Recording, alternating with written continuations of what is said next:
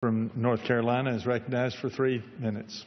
Thank you, Mr. Speaker, and I thank my colleague from Washington for yielding and for his kind comments.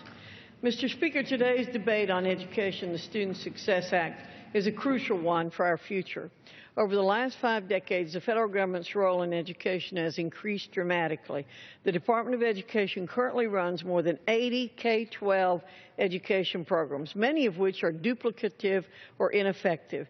As a school board member in North Carolina, I saw how the vast reporting requirements for these federal programs tie the hands of state and local school education leaders. My colleagues on the House Education, the Workforce Committee, and I have been working on the Student Success Act to make common sense changes to update federal law, addressing the concerns raised following No Child Left Behind. Our legislation is centered on 4 principles: reducing the federal footprint in education, empowering parents, supporting effective teachers, and restoring local control.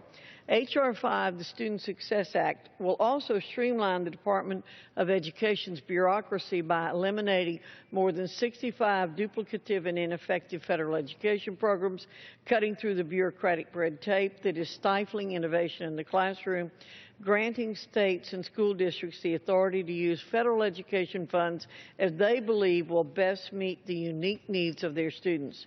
Additionally, this legislation will take definitive steps to limit the Secretary's authority by prohibiting him or her from coercing states into adopting academic standards like the Common Core. If we would like to reduce the federal government's role in education, we must act.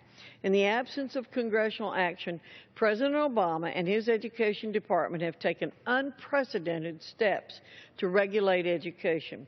Beginning in 2011, the Obama administration began offering states temporary waivers from No Child Left Behind's onerous burden in exchange for granting the Secretary of Education complete discretion to coerce states into enacting the President's preferred education reforms. The Student Success Act provides an important opportunity to stop President Obama's overreach into state and local education debates through his waiver scheme. Mr. Speaker, our children deserve better. It's time to acknowledge more federal intrusion cannot address the challenges facing schools.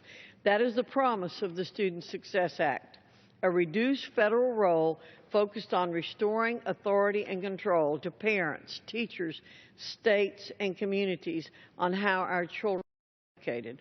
I urge my colleagues to support the rule and the underlying bill, and I yield back the balance of my time. The gentleman